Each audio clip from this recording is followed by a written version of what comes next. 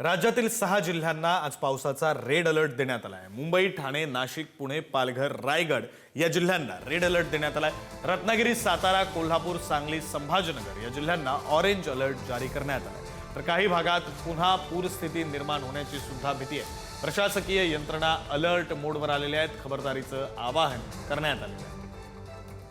तर हे आपण ग्राफिक्सच्या माध्यमातून पाहतोय कोणत्या जिल्ह्यांना ऑरेंज अलर्ट। आता आपण पाहतोय रेड अलर्ट कोणत्या जिल्ह्यांना आहे। मुंबई, पालघर, रायगड, ठाणे, पुणे आणि नाशिक या जिल्ह्यांना आज रेड अलर्ट देण्यात आलेला आहे। तर ऑरेंज अलर्ट कोणत्या जिल्ह्यांना आहे? रत्नागिरी, सातारा, कोल्हापूर, सांगली या जिल्ह्यांना ऑरेंज अलर्ट देण्यात आलेला आहे। मराठवाडा, पश्चिम महाराष्ट्रात पावसाचा धुमाकूळ सुरू आहे।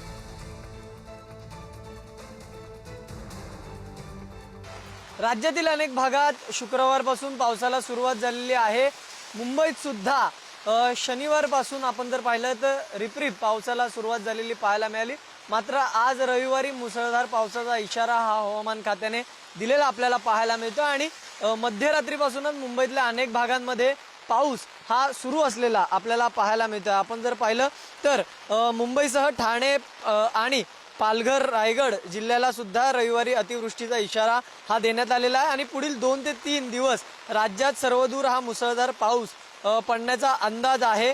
त्यामुळे नागरिकांनी सतर्क राहण्याचं आवाहन सुद्धा हवामान विभागाने केलं आणि प्रशासनाने केलं आणि त्यानुसार आपण जर पाहिलं तर हवामान विभागाने जो अंदाज वर्तवला त्यानुसार मुंबई असेल, ठाणे, नवी मुंबई परिसरात शुक्रवार पासून पावसाला सुरुवात झालेली असताना मुंबईत शनिवारी सुद्धा सकाळपासून हा रिपरिप पाऊस सुरू होता आणि आता ढगाळ वातावरण सुद्धा शनिवारी पाहायला मिळालं। मात्र रविवारी आपण जर पाहिला तर रविवारी सकाळपासूनच हा पावसाचा जोर जो आहे तो आपल्याला वाढलेला पाहायला मिळतोय। त्यामुळे नक्कीच आपण जर पाहिलं तर राज्यात अनेक ठिकाणी पावसाचा इशारा दिलेला आहे, अतिवृष्टीचा इशारा दिलेला आहे। त्याचबरोबर मुंबई, ठाणे आणि पालघर जो जिल्हा आहे त्याला सुद्धा अलर्ट हा हवामान विभागाने दिलेला पाहायला मिळतो आणि त्यानुसार पाऊस बरसताना आपल्याला पाहायला मिळतोय।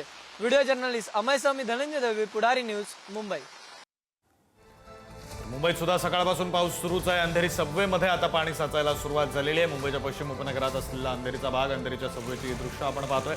अंधेरी सबवे हा अंधेरी पूर्व आणि पश्चिमेला जोडणारा मार्ग आहे। मात्र त्यामध्ये पाणी साचलं की तो वाहतुकीसाठी बंद केला जातो, करण्यात येतो। आता पाणी साचायला सुरुवात झालेली आहे।